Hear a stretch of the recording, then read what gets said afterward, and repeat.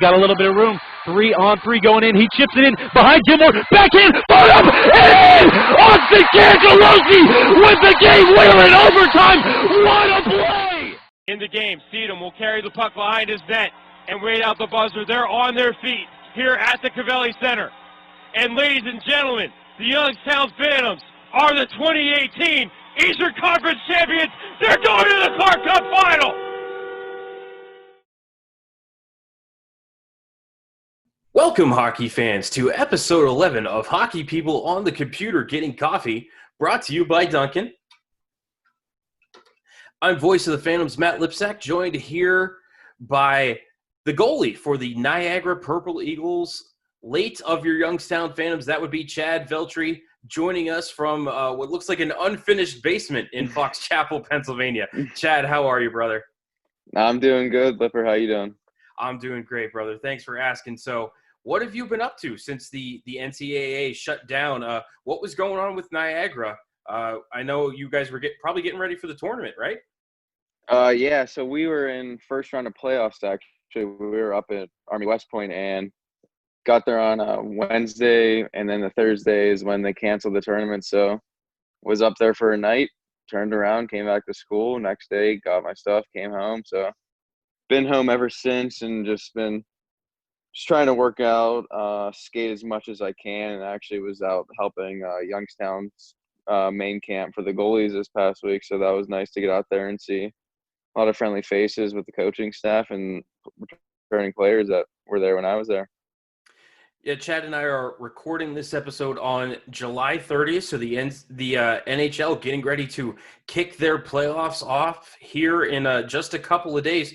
Chad, you earned all rookie honors with the Atlantic Hockey Association this past season. Some great numbers from your first year in college hockey at .210 goals against average and a .931 save percentage. That's awesome work, man. What can you tell us about your first season of college hockey?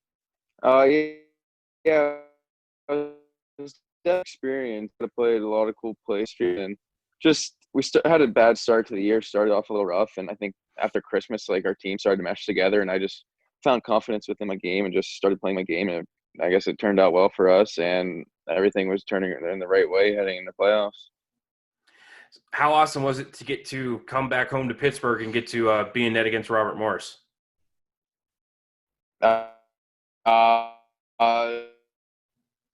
It was good. So we played 2 games, and I had a lot of familiar team, a lot of kids. I guess my hometown team. Mm-hmm. What have you found is the biggest difference between the USHL and the NCAA level of competition? I think in the NCAA, the kids are just much older, especially coming as a freshman. Last year, I was playing with little guys like Ben Shaw, who was in 03. Yeah, you're man at that age. Really, I had a couple guys that were 25 on my team. So it's all about just like the size, and the skill just gets better and better as you get older. So you just have to adjust and adapt with that. And yeah. You got to spend a lot of your junior career very close to home before the 2017 season when you spent a year in Corpus Christi of the NAHL before Sioux Falls drafted you. How awesome was it to get to spend 5 years in the Pittsburgh Penguins elite program? Oh, it was awesome for me. I mean, I know many kids that go and play junior hockey, they get to leave high school early. I actually got to stay home, graduate from my high school, and get that 4-year experience at my hometown and play for a great organization with the Pens Elite. They just built a great facility up in Cranberry Township where they host the USHL Showcase. So, I mean, it was there and won a trip there when I was there, so it was great.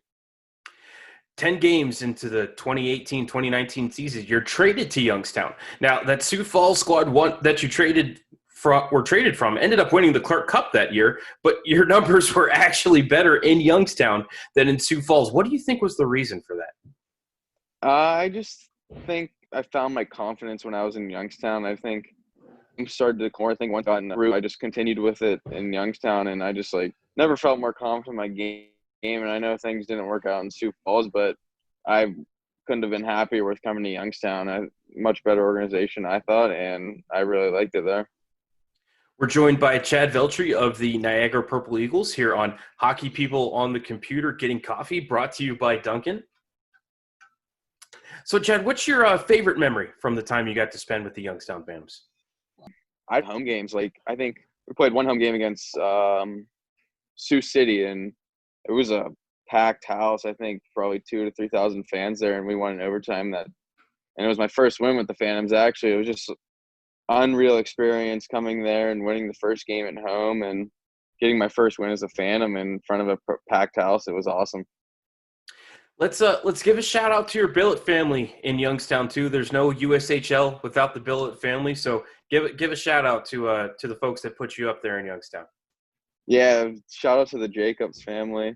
They were a great family to have, and just I know they took me in halfway through the year, so it's always a little weird coming in halfway through. But yeah, they welcomed me with open arms, and it was just a great experience with them, and I'm forever thankful for that. So let's talk about that 2018-2019 team. It has been said on this program that Joey Abate was guilty of pulling several pranks on his teammates. Can you confirm this for us? Definitely, from my time there, I could definitely confirm. He was always the biggest jokester in the locker room, laughing, cracking jokes. I think I just be quiet sometimes in my stall, and he's just laughing, always causing something, always yelling at someone. And it was just crazy. Anybody running late all the time there in 2018-19? I feel like maybe Matt Barnaby a little bit. I think sometimes I would just casually see him like running into the locker room just a few seconds late each time, but not too much. But I think he was one that kind of stood out to me. And you know, you're not the first person to say that either. Barnes, Yeah. Barnes, fix that watch, man. Who always had energy at the end of practice when some of the other guys just couldn't move anymore? Who was still ready to go? I think Brett Murray and Craig Needham. I always remember this, just them pretending to fight each other and like going to the penalty box. It was all had me laughing every time they would do it, but they'd be ready to go. They had more energy after practice than they did at the beginning of practice. So it was always fun to see. I mean, that's not a fair fight at all. Murray 6'5", probably 220. Needham 6'1", I'm thinking 180. Yeah. That's not fair at all. No, it's not about the size of the dog in the fight, though. You got a point. Yeah. Who was the last guy off the ice every night? Who was the guy saying, "Chad, stay in net. I'm going to do some breakaways"? Who was that guy?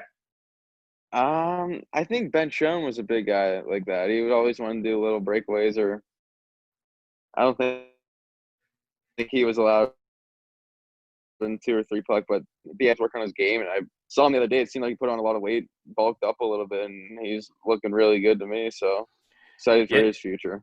Yeah, yes, he is, and this is, of course, Ben's draft year. So we're looking forward for big things for Ben come the October draft now instead of the June draft. Yep. For the NHL. Who snored the loudest on the team bus? Maybe Christian Stowe or Liam Robertson. Maybe I used to sleep next to Liam. We were both on the floor, and I don't know. I just remember waking up and you just get an elbow in the face or something like that. Just so annoying to sleep around. So, and here's the one that always trips everybody up. If you had a sister, would you let any of your teammates date her? No chance. I don't think I could do that to my sister or That's fair. have any of the guys. They're all great guys, though, so I don't know. All right, Chad, No two way. things before I let you go. Number one, who's winning the Stanley Cup? Give me the pick with your head and the pick with your heart. So with my head, I think it's got to be the Lightning. I think they're due for a championship with the team they've had, and I think this year might be the year. But with my heart, it's got to be the Penguins. Huh? They're the best player. Yeah, so I feel like it's be them. Penguins All right. for sure.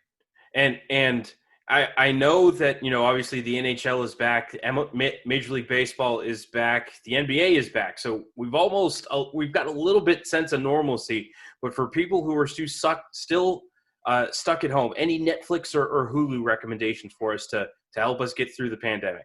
Watching How to Get Netflix. It's probably like it has 8 seasons to it, and I've been hooked. I've watched, I think, probably 5 seasons so far. So it's definitely a sleeper. I haven't heard too many people watch that show, but I've been addicted to it all quarantine. Well, that's awesome. Chad, thank you so much for joining us here on Hockey People on the Computer. Getting Coffee, brought to you by our friends at Dunkin. Chad, thank you so much, and best of luck up at Niagara next season. I appreciate it, Lipper. Thanks for having me on. All right, sports fans, this is Matt Lipsack, voice of the Phantoms, getting ready to sign off. Next episode, we are going to be joined by Phantoms head coach and general manager Brad Patterson to talk about Phantoms camp and how he trimmed down the roster and how he thought everything looked before we get ready for preseason camp, hopefully upcoming, in September or maybe even October, depending on how things proceed. So we will look forward to talking to Brad Patterson in our next episode. Sound out. Fade to black.